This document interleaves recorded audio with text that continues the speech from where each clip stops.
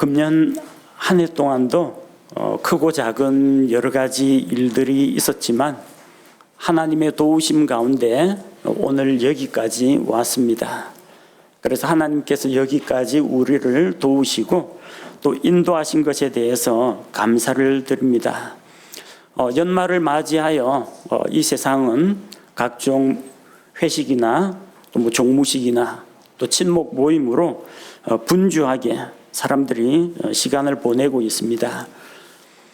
우리는 한 해의 마지막을 맞이해서 하나님께서 우리에게 베풀어 주신 복과 은혜가 무엇인지 세어보고 또 하나님께 찬양과 감사를 드리면서 이 한 해를 마무리하기 원합니다.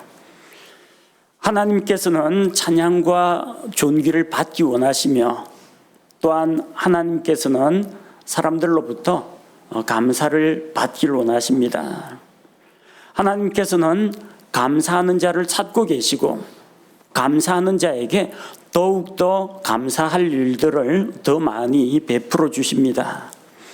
그래서 오늘은 우리 성경에 기록된 이 말씀을 통해서 10명의 나병 환자들을 고쳐주신 이 사건을 살펴보면서 하나님께서 우리에게 무엇을 원하고 계신지 생각해보고 또 우리가 하나님의 뜻을 잘 분별하고 우리 삶 가운데에서 적용하는 시간을 갖고자 합니다. 오늘 기록된 말씀은 예수님께서 예루살렘으로 가시는 길에 나병 환자들을 만난 그 사건. 그런데 이 나병 환자들을 예수님께서 고쳐주셨습니다. 그러나 그들 가운데 감사하고 돌아온 자는 10명 가운데 한 사람밖에 없었다는 이야기입니다. 예수님께서는 이 타국인 외에는 하나님께 영광을 돌리러 돌아온 자들을 찾지 못하였도다. 예수님께서는 무엇을 찾고 계십니까? 누구를 찾고 계십니까? 하나님께 영광을 돌리러 돌아온 자들을 찾고 계신다는 겁니다. 그런데 한 사람밖에 찾지 못했다. 그런 마음속에 안타까움을 가지고 계십니다. 오늘 우리가 고침을 받은 10명의 나병 환자들, 예수님께서 10명의 나병 환자들을 고쳐주신 이 사건을 통해서 하나님께서 우리에게 보여주시는 교훈을 받고자 합니다. 첫째로 우리는 주님의 긍휼이 필요한 사람들입니다.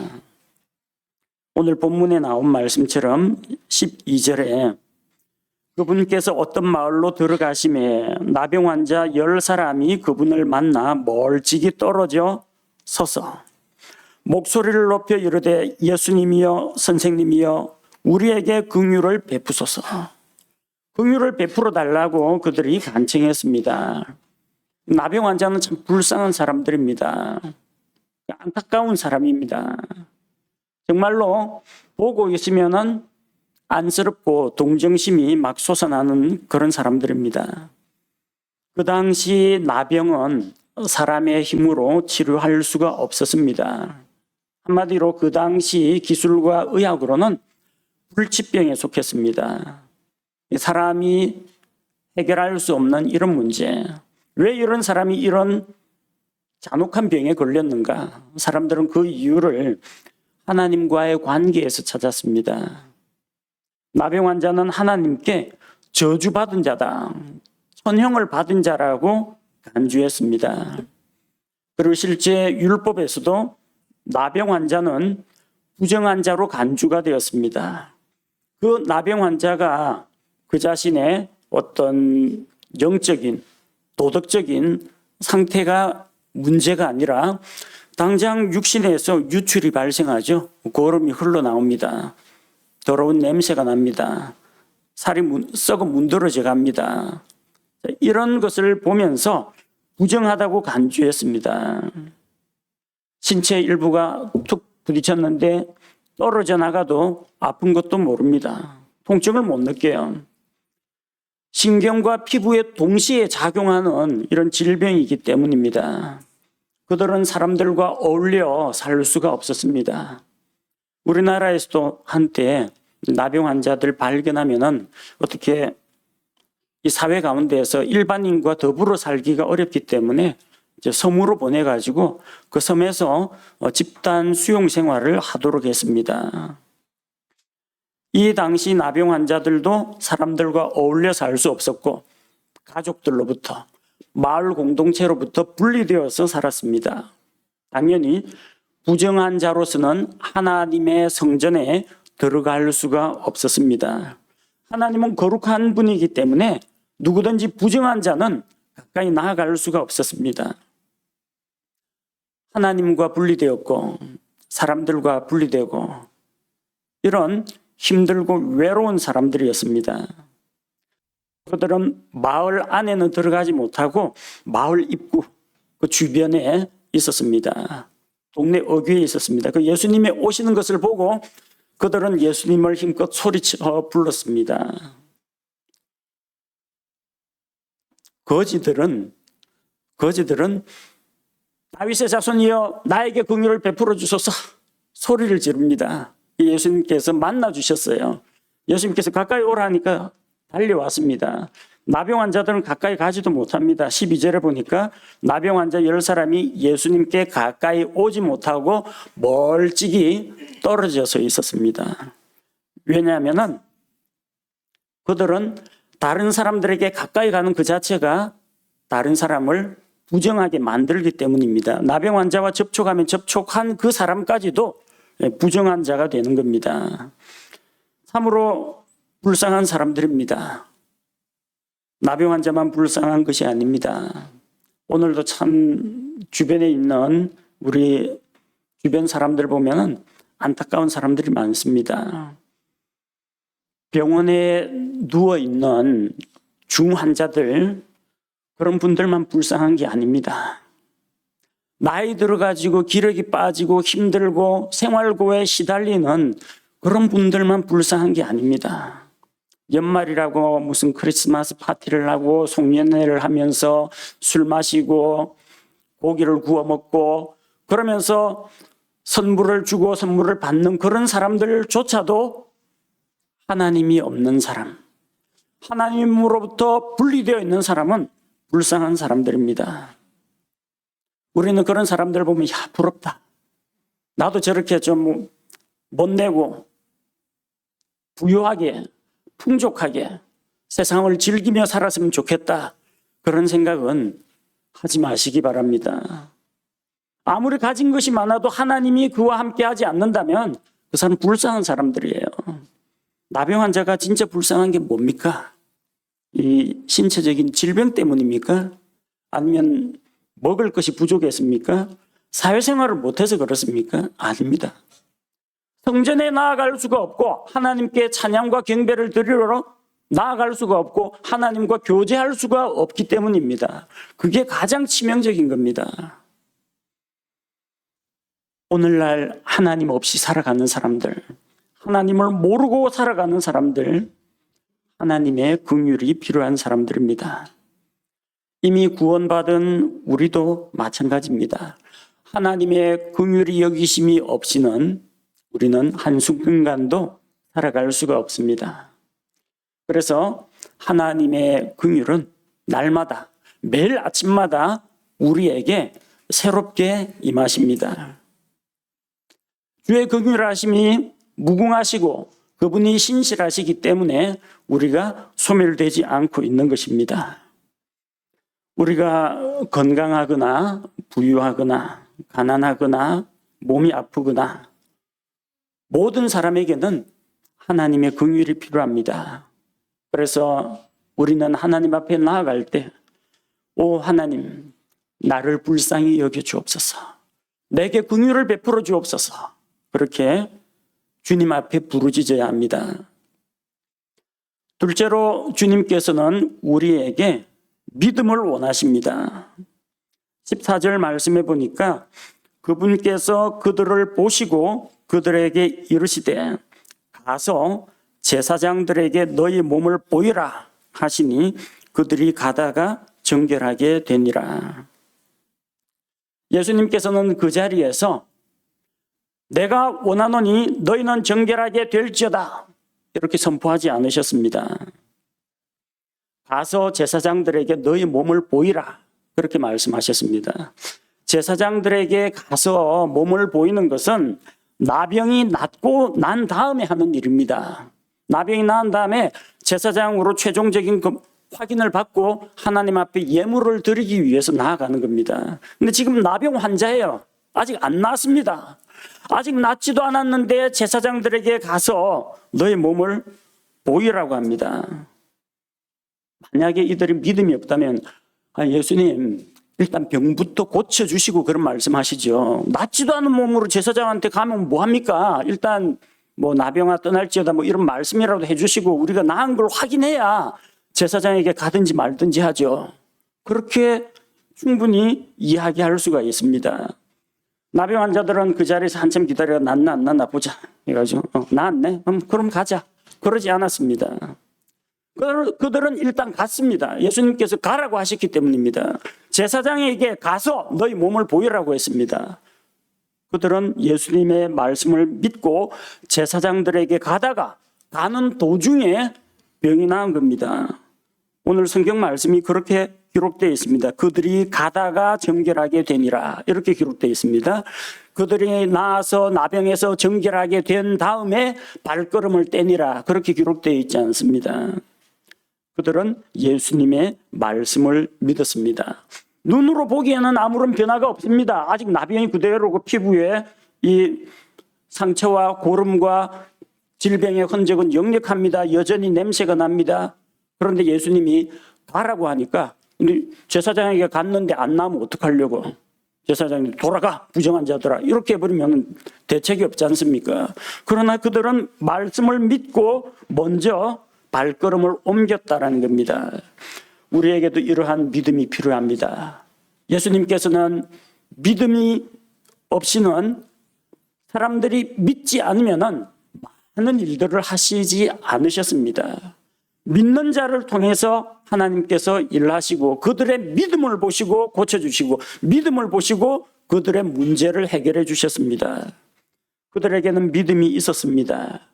우리가 처음 믿음의 발걸음을 뗄 때는 하나님 다 알아서 해주이소 그렇게 맡길 수밖에 없습니다. 홍해가 가로막고 있습니다. 당연히 두렵죠. 뒤쪽에서는 적군들이 쫓아오고 있는데 앞에는 바다가 가로막고 있습니다. 그럼 어떻게 합니까? 하나님 살려주십시오. 그래서 하나님께서 홍해 바다를 갈라주시면 바다가 열린 것을 보고 그 가운데로 지나갑니다. 물론 좌우에 물이 이렇게 높이 쌓여 있으니까 두렵겠지만 어쨌든 하나님의 인도를 따라서 건너갑니다. 그러나 이제 이집트에서 빠져나와서 홍해를 건너서 광야 여정을 거치면서 이렇게 하나님의 백성으로 살아가면요. 그다음부터는 믿음의 발걸음을 뗄 줄 알아야 됩니다. 요르단강 건널 때는 하나님께서 이 방법대로 하지 않으셨습니다. 요르단강 물은 수확기가 되면은 강둑까지 찰랑찰랑 차올랐습니다. 수심이 아주 높고 요르단강은 좁은 대신에 아주 경류, 빠른 속도로 흐르는 그런 강입니다. 그런데 하나님께서 뭐라고 하셨습니까? 언약궤를 맨 제사장들의 발이 요르단 강물 속에 잠기면은 요르단 강물이 위에서 흘러내리던 물이 끊어질 것이다. 그렇게 말씀하셨습니다. 제사장들은 하나님 요르단 강물을 갈라주십시오. 강이 열리는 것을 보면은 내가 홍해에서처럼 건너겠습니다. 그러지 않았어요. 그냥 강물은 이렇게 거세게 흐르고 있는데 제사장들이 언약궤를 메고 믿음으로 강물 속으로 들어갔습니다. 제사장들의 발바닥이 강물을 딱 짚는 순간 그 아래쪽으로 흘러가던 물들은 하루로 흘러가고 위쪽에 있던 강물들은 역류해가지고 뒤쪽에 다른 지역에서 강물이 쌓이기 시작했습니다. 강물이 끊어졌습니다. 믿음으로 발걸음을 내딛자 이 요르단 강이 강물의 흐름이 끊어졌습니다. 예수님께서는 바다를 가르시고 강물을 그치게 하는 능력이 있습니다. 우리의 질병을 고치시고 우리의 문제를 해결하실 수 있는 능력이 있습니다. 그런데 우리는 주님 앞에서 주님의 말씀에 대한 믿음을 가지고 있느냐 하는 것입니다.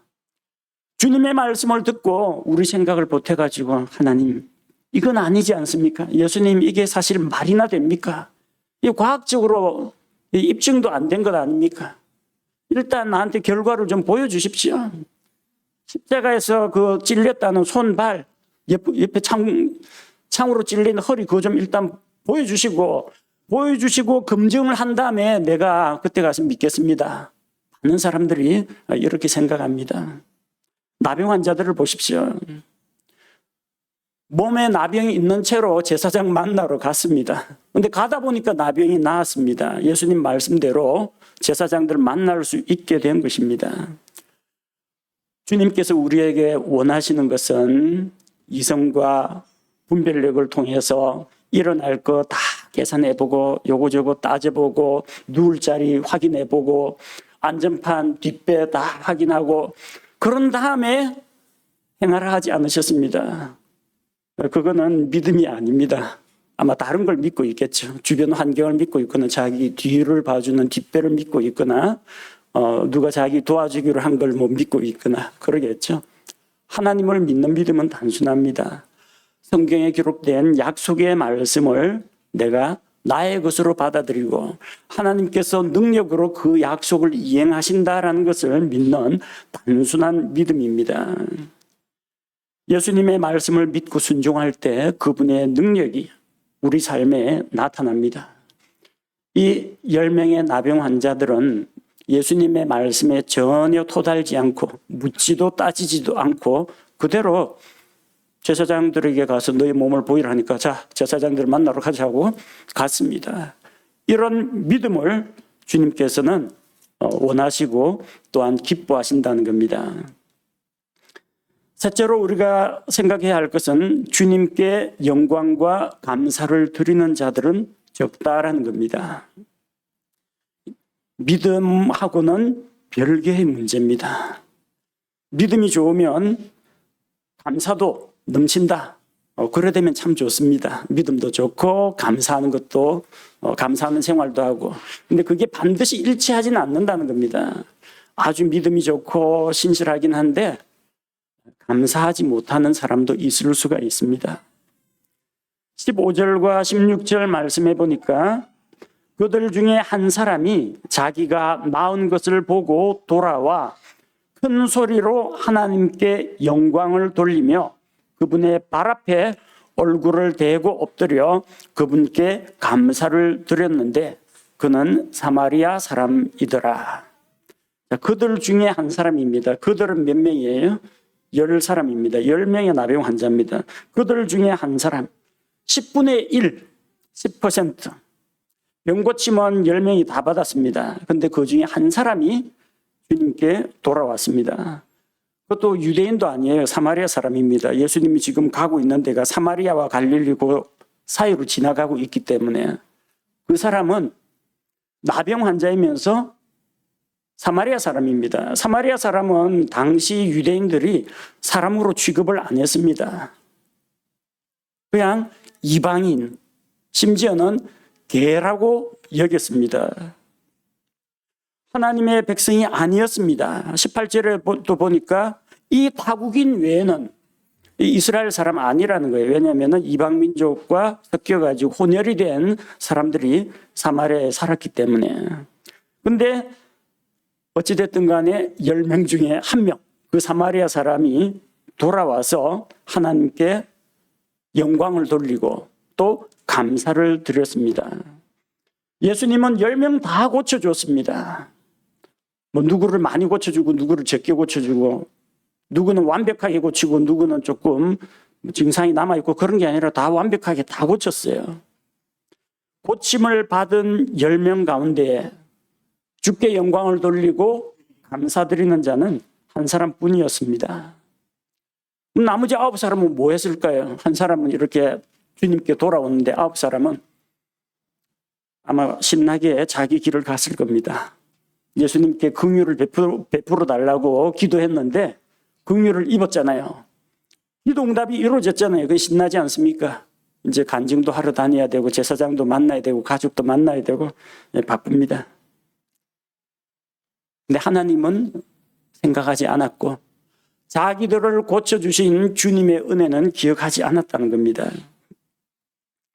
사람들은 누군가에게 서운한 일, 마음에 오래 남습니다. 뒤끝 있는 사람은 좀 더 오래 갑니다. 상처받은 일, 두고 보자 기억합니다. 원망스러운 일 잊지 않습니다. 틈만 나면 옛날에 자기한테 안 좋게 대한 그런 게 쓴뿌리나 상처 같은 것들을 곱씹는 사람들이 있습니다. 반면에 누구한테 도움받은 일 잘 잊어버립니다. 누구한테 신세진 일, 대접받은 일 잘 잊어버립니다.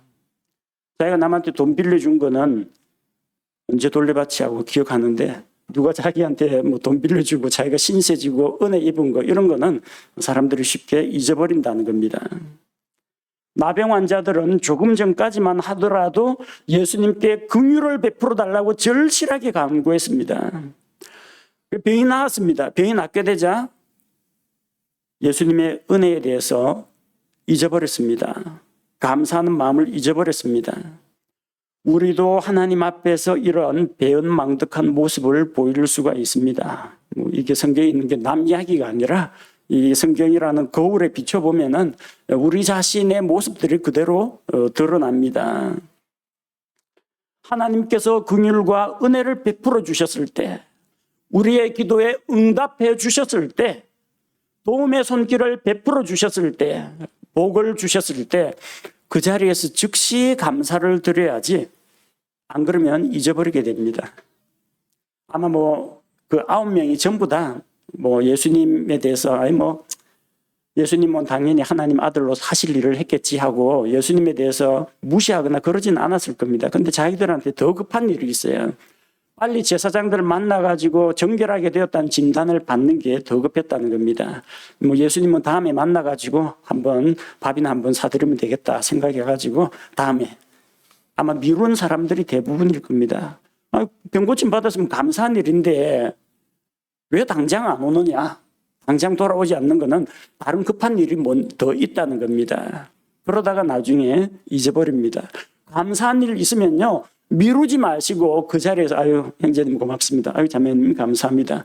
그 자리에서 감사를 표현하세요. 하나님 기도 응답 주셨다. 하나님 감사합니다.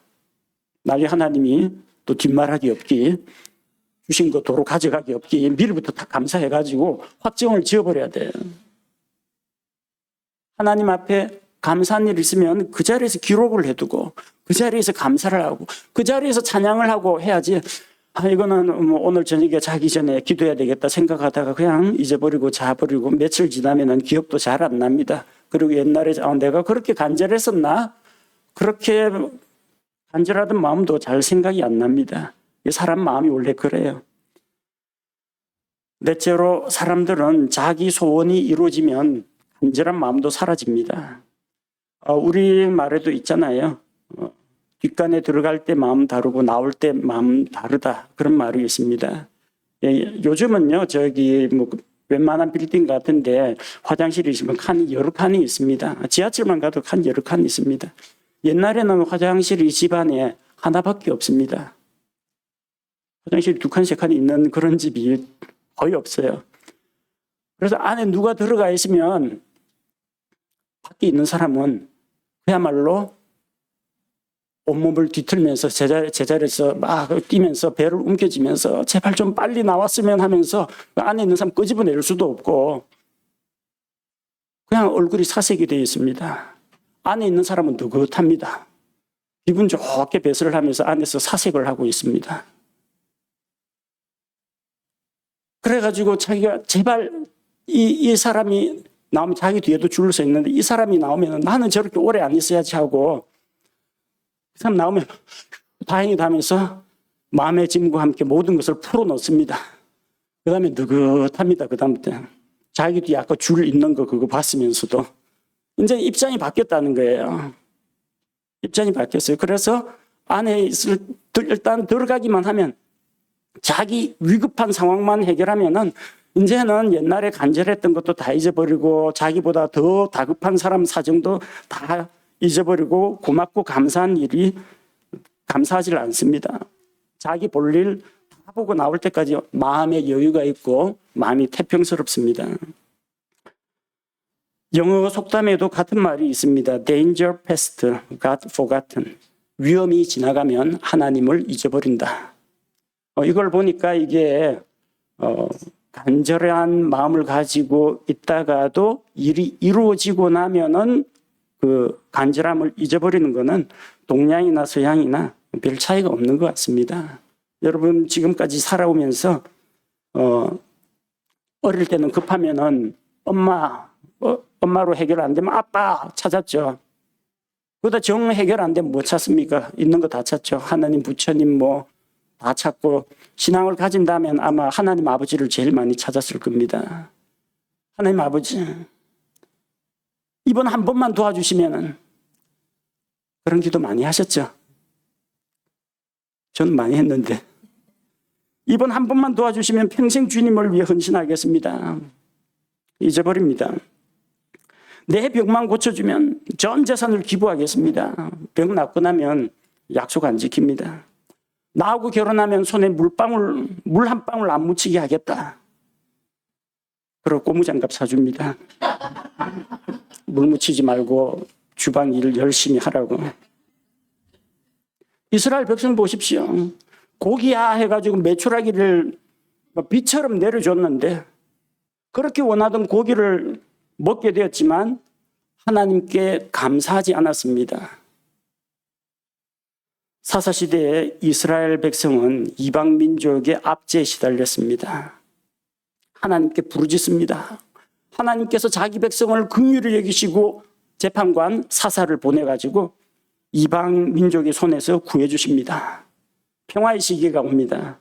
하나님을 잊어버리고 또다시 우상에게로 갑니다. 이게 사사시대에 계속 반복이 되었습니다.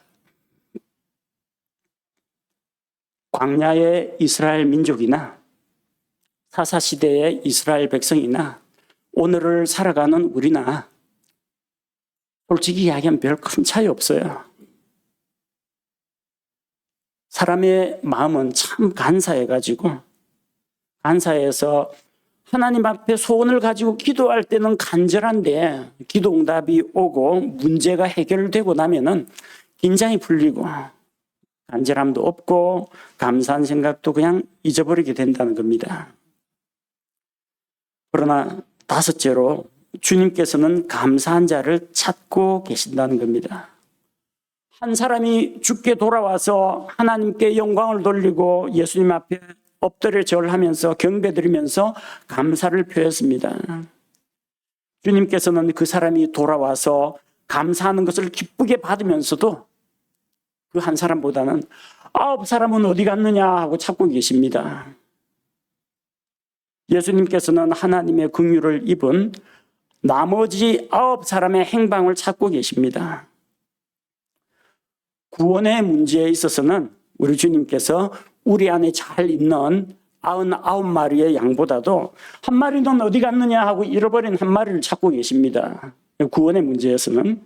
그러나 감사의 문제에 대해서는 주께 감사드린 그 한 사람보다도 제 갈 길로 간 나머지 9사람을 찾고 계십니다. 주님께서 그 9사람을 원망하거나 괘씸한 놈 이렇게 노여워하시는 것이 아닙니다. 주님께서 원하시는 것은 그 9사람도 돌아와서 하나님께 감사를 드려야 한다는 겁니다. 주님께서는 감사한 자를, 이 한 사람은 이미 감사를 드렸으니까 안 찾아도 되는데 저 9사람은 감사하지 않고 그냥 갔다는 겁니다. 그들도 감사를 깨닫고 하나님 앞에 돌아오기를 원한다는 겁니다. 우리는 기쁘고 좋은 일이 있으면은 하나님 감사합니다. 이거보다 아싸 오늘 재수가 좋네. 이런 말이 먼저 나오는 수가 있습니다. 그리고 이 기쁜 소식을 빨리 아내에게, 남편에게, 아빠, 엄마에게 어쨌든 사람들에게 알리려고 합니다. 이 9사람이 어디로 갔겠습니까? 먼저 집에 돌아가서 가족들에게 병 나은 것을 자랑했을 겁니다. 그리고 일단 집에 들러야 정결의식에서는 이 예물, 가축을 가져갈 수 있으니까 집에 먼저 가야 됩니다. 집에서 이 예물을 가지고 제사장들을 만나러 갔을 겁니다. 예수님이 고쳐주셨는데 제사장이 검진해가지고 완전하게 되었다 하면 이제 헌물을 드려야 합니다. 아마 그거 다 하고 예수님 어디 계신지는 예수님이 워낙 유명하시니까 어디 계신지 금방 소문이 짜 하고 나니까 뭐 그때 가서 감사를 표하면 되겠지, 그렇게 생각했을 겁니다. 나중에라도 그 9사람이 주님께 돌아와서 감사를 드렸다면 다행인데 성경에는 그 9사람의 그 이후 행적에 대해서는 더 이상 기록이 없다는 겁니다. 자, 우리 자신을 돌아봅시다. 나는 10사람 중에서 제 갈 길로 가버린 9명 가운데 속해 있는가? 아니면 주님께 감사를 드리며 돌아온 그 한 사람에 해당하는가? 기쁘고 좋은 일이 있으면 사람들에게 자랑도 하고 기쁜 일에 뒤처리도 하고 크게 한턱 쓰기도 해야 되고 여러 할 일이 많지만 그 가운데 하나님께 감사드리는 일을 제일 먼저 해야 합니다. 여섯째로 우리 자신을 살펴보는 시간이 되기로 합니다. 나는 주님께 얼마나 감사한 삶을 살고 있는가? 주님께서 10사람의 나병 환자를 고치셨지만 단 한 사람만 주님께 감사를 드렸습니다. 10중 8구 감사드리지 않고 잊어버립니다. 주님께 감사하는 그런 확률이 10% 이하라는 겁니다. 주님께 감사하지 않는 9사람을 배은망덕하다고 내가 비난할 필요가 없습니다. 내가 그렇게 안 하면 됩니다. 10명 가운데 9명이 그런 모습을 보이는 것이 일반 사람들의 모습인데 내가 그렇게 살지 않으면 된다는 겁니다. 우리 삶의 모습과 한번 비춰보시기 바랍니다. 2025년 이번 한 해 동안 나는 하나님께 얼마나 많은 복과 은혜를 받았는가 세어보시기 바랍니다. 나는 하나님께서 주신 복과 은혜 가운데 그 가운데 몇 % 정도 내가 감사를 드렸는가? 내가 한 주간 생활하면서 일주일 가운데 며칠 정도 하나님께 감사하는 삶을 살았는가? 여러분 스스로 자기 자신의 모습을 보시면 됩니다. 내가 하나님께 받은 복과 은혜를 얼마나 기억하고 있는가?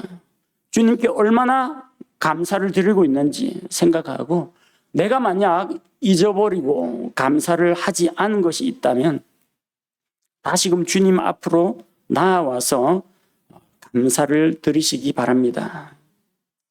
우리는 병 고침을 받고도 주님께 감사하지 않고 그냥 자기 길로 가버린 9사람과 같이 되지 말아야 합니다.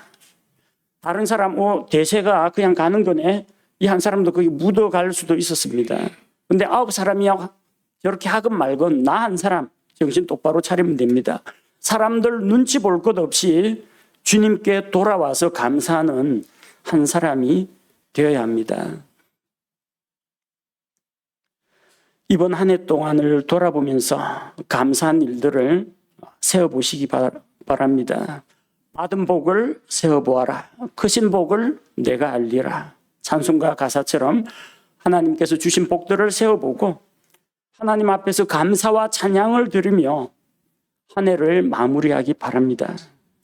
그리고 오늘은 한 해의 마지막 주간을 맞이했습니다. 오늘은 오후 성경 공부도 없고 또 소모임 교제도 없습니다. 여러분 주보에 묵상을 위한 질문 그 옆쪽을 읽어보시면 가족과 함께 나누시라고 기록이 되어 있습니다. 12월 31일 연말이 되거든 한 해 동안 지나온 삶들을 세어보면서 돌아가면서 하나님께서 나에게 우리 가족에게 이런 은혜와 복을 주셨다. 그렇게 서로 간증을 나누고 하나님께 감사 기도도 드리고 감사하는 찬송도 들으시기 바랍니다.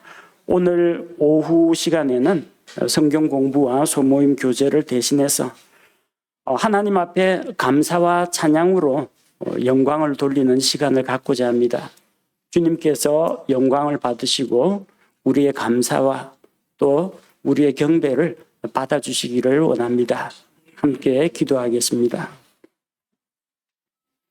하나님 아버지, 하나님의 긍휼과 은혜를 입고도 그것을 다 기억하지 못하고 그냥 기뻐하고 좋아하고 그러다가 한순간 잊어버리고 풀려버린 적이 얼마나 많습니까?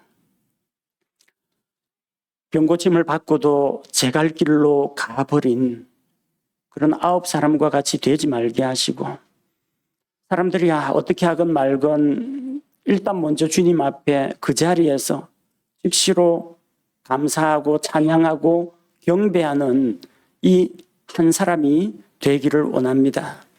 한 해간 베풀어 주신 크신 은혜에 대해서 우리가 이루 말로 형용할 수도 없고 일일이 다 기억하지도 못하고 무슨 말을 가지고 사례를 드려야 할지 모르나 오로지 하나님의 높고 위대하심과 우리에게 베풀어 주신 하나님의 긍휼과 은혜와 선하심을 노래하고 찬양하며 또 간증하는 가운데 주의 이름을 높이고자 합니다. 오늘 하루도 우리 성도들의 입술의 열매를 통해서 주님께서 영광을 받아 주옵소서. 예수님의 이름으로 기도합니다. 아멘.